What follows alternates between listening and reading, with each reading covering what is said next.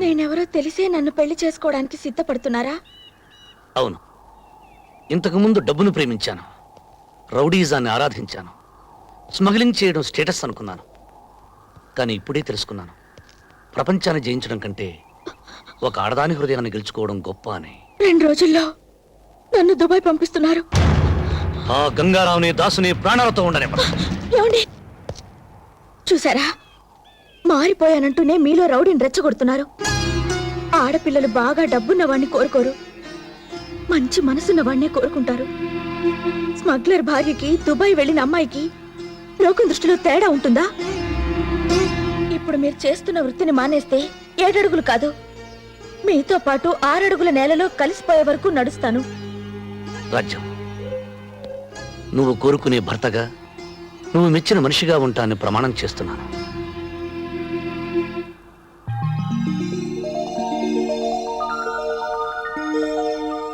స్వాగతం సుస్వాగతం.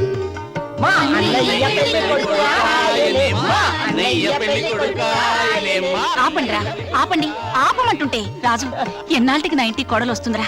అమ్మాయి పేరేమిటి? రాజ్యం దాదా. రాజు, రాజ్యం, రాజుగారికి రాజ్యం దొరికింది. వాళ్ళ నాన్నగారు ఏం చేస్తుంటారు? ఏమిట్రా, మొన్న అమ్మాయి పేరు తెలీదన్నావు, అడ్రస్ తెలీదన్నావు, ఇప్పుడు వాళ్ళ నాన్నగారి గురించి కూడా తెలీదా? అసలు ఉంటే కదా తెలియటానికి. అయ్యో పాపం, పోయారా? పోలా. అమ్మాయికి వాళ్ళ అమ్మ తెలుసు తప్ప నాన్నెవరో తెలీదు. వాళ్ళ అమ్మ కనకం కంపెనీలో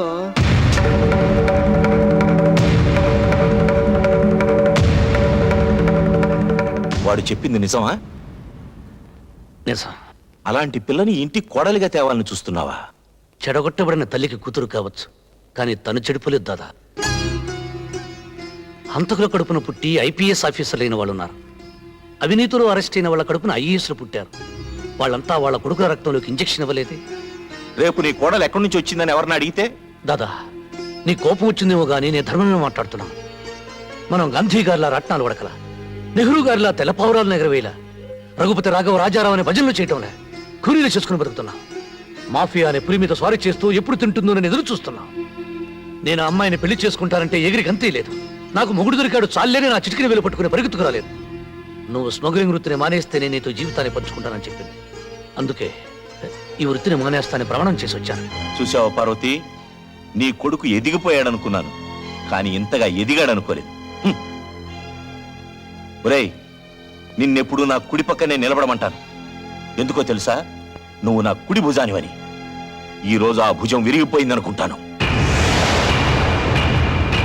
నీకు అమ్మాయే కావాలనుకుంటే వెళ్ళిపో, కానీ నేను వల్లకాటికి వెళ్ళిపోయాక నా శవాన్ని చూడటానికి కూడా రాకూడదు. దాదా,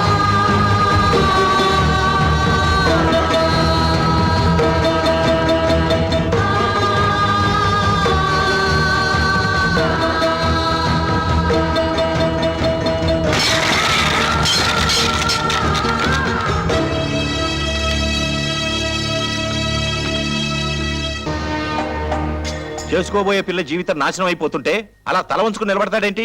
జీవితాంతం నన్ను దెప్పిపడవడానికా? నన్ను కాదని పెడితే బతికినంత కాలం మాట్లాడనని చెప్పి ఇప్పుడు అలా మాట్లాడతాడేంటి? జీవితాంతం నన్ను తెప్పడానికే? కోపంలో ఏదో అంటాం. కోడలి జీవితం పాడైపోతుంటే చూస్తూ ఊరుకుంటావా? ఆయన కోడలను ఒప్పుకుంటే ఇంకా ఆలోచిస్తావేంట్రా?